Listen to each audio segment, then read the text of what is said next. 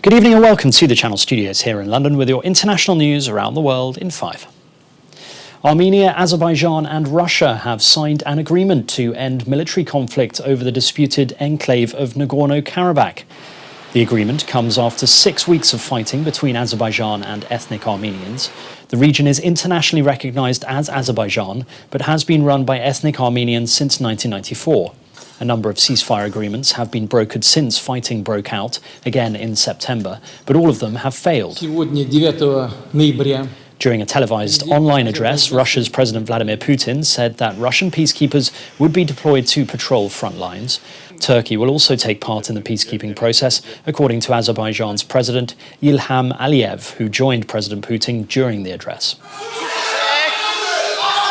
Meanwhile, protesters stormed the Armenian government building following the signing of the peace deal, labelling the deal a betrayal, and some demanded the resignation of Prime Minister Nikol Pashinyan. The ceasefire triggered celebrations in Baku, the capital of Azerbaijan, where cars and buses sounded their horns in delight and people cheered and waved the Azeri national flag. The Senate's top Republican, Mitch McConnell, says President Trump is 100% within his rights to look into election irregularities. We have at least 1 or 2 states that are already on track for a... In his first comments since Joe Biden was announced the projected winner, McConnell said the US political system will resolve any recounts or litigation. Trump is refusing to admit losing the election while making repeated claims about voter fraud. The Attorney General, William Barr, has also backed investigations, saying federal prosecutors could look into alleged irregularities in the vote if there are clear and apparently credible allegations. The Brazilian clinical trial for a Chinese COVID-19 vaccine has been suspended after health authorities reported a severe adverse incident. Brazilian health regulator Anvisa said the incident took place on the 29th of October but did not give any further details. The CoronaVac vaccine, developed by the Chinese firm Sinovac Biotech, is one of several in final stage testing globally. Sinovac said it was confident in the safety of the vaccine. The firm has already been using it to immunize thousands of people at home in an emergency use program. Conflict continues in Ethiopia, where the military have seized the airport near the town of Humera amid a nearly week-old conflict in the northern Tigray region. The state media announcement came as fighting continued, with reports of Ethiopian government forces capturing territory.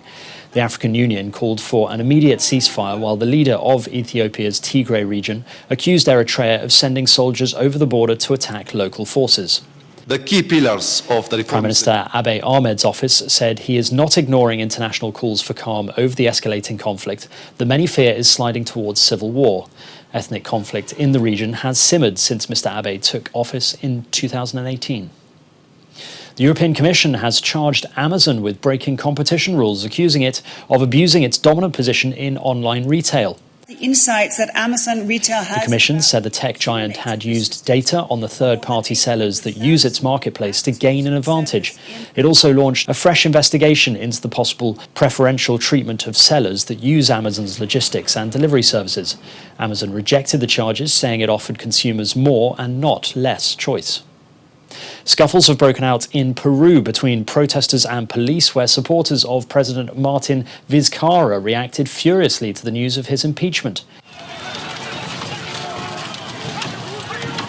Peru's Congress ousted President Vizcarra in an impeachment vote over corruption allegations, prompting immediate tensions in the country. Mr. Vizcarra said he would accept the Congress vote and would not take any legal action to counter it. He has previously denied allegations that he accepted bribes when he was governor of the southern Moquegua region, warning that any impeachment could throw the country into turmoil as it grapples with a severe economic recession brought on by the coronavirus pandemic. And finally, the handgun used by the late Sean Connery in the first James Bond film is the star attraction at a Hollywood auction starting next month. Action!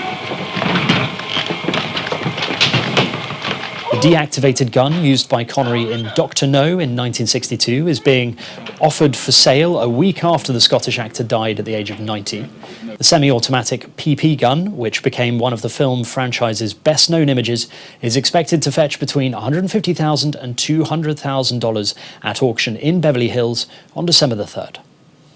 And that's your international news around the world in 5. Now back to the Channel studios in Lagos.